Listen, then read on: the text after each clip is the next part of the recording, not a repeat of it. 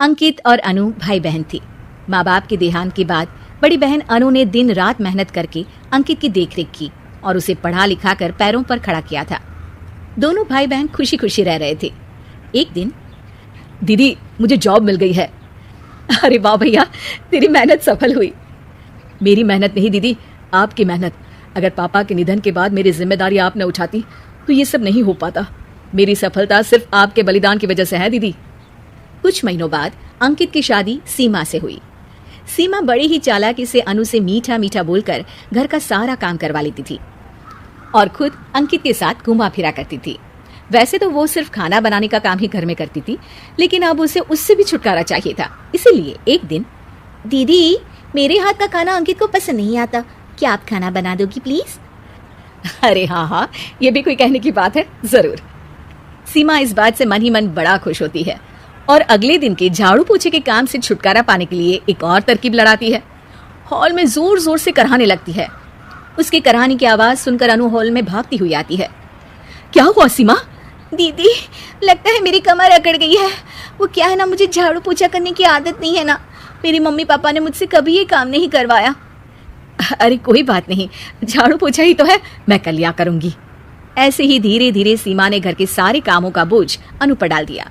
घर का सारा काम अनु करती थी, फिर भी सीमा को अनु से छुटकारा चाहिए था। इसलिए एक दिन वो अंकित के ऑफिस से लौटने से ठीक पहले ढेर सारे कपड़े लेकर धोने का नाटक करने बैठ जाती है।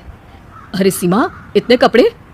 अब क्या करूं, अकेली पड़ जाती हूँ, करना तो मुझे ही है ना। अरे दीदी से मदद ले लेती। अच्छा, ताकि सारा जमाना कहे कि भाभी बड़ी ननद से काम करवा रही है। और वैसे भी दीदी ने तो साफ कह रखा है मुझे कि तुम आज जो भी हो सिर्फ उनकी वजह से हो, इसीलिए अगर उनके बनाए इस घर में रहना है तो काम करना ही पड़ेगा। ये सब सुनकर अंकित को बहुत गुस्सा आ गया। उसने अनु को बुलाकर कहा, दीदी ये घर पापा ने बनाया था और इसमें मेरा भी हिस्सा है और मुझे वो चाहिए। ये सुनकर अनु को बुरा तो लगता है, मगर वो दूसरे ही दिन घर का बंटवारा करने के लिए वकील के पास चली जाती है। वहां से लौटते हुए अनु का एक्सीडेंट हो जाता है, जिससे वो दोनों पैरों से अपंग हो जाती है। अब मजबूरन उसकी पूरी देखरेख सीमा को करनी पड़ती है। एक दिन सारे कामों से थक कर सीमा अंकित से कहती है, अजी सुनते हो, अब मुझसे तुम्हारी ये बहन की सेवा ना होगी। अगर कल तक तुम इसका बंदोबस्त नहीं करते तो मैं घर छोड़कर चली जाऊंगी। अरे ये कैसी बातें कर रही हो? इस हालत में वो कहाँ जाएंगी? मैं कुछ नहीं जानती, बस कल ये इस घर में मुझे दिखनी नहीं चाहिए। अंकित अपनी बीवी की जिद के आगे हार मान लेता है और अनु को शेल्टर होम में छोड़ आता है। 3 महीने बाद, अजी सुनते हो, ये आपके लिए एक पार्सल आया है, ये लीजिए। अरे इसमें तो घड़ी है और एक चिट्ठी भी है। दिखाइए तो। अरे वाह, बड़ी ही सुंदर घड़ी है, लेकिन ये आपको भेजी किसने?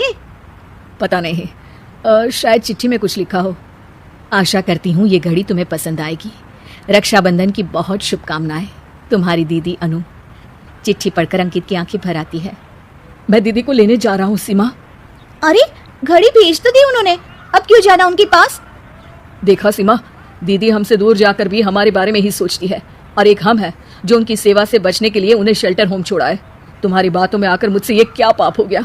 मैं जा रहा हूँ दीदी को लेने, और जब मैं वापस आऊँ तो तुम मुझे हमारे घर में मत दिखना। इतना कहकर अंकित अनु को लेने निकल जाता है।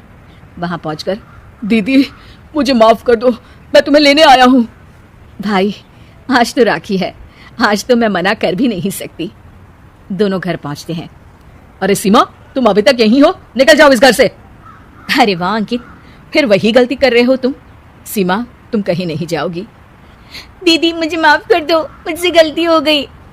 सीमा, आज ये समय माफी मांगने का नहीं है, राखी की तैयारी करने का है। चलो तैयार हो जाओ, तुम्हारे भैया के घर भी तो जाना है ना।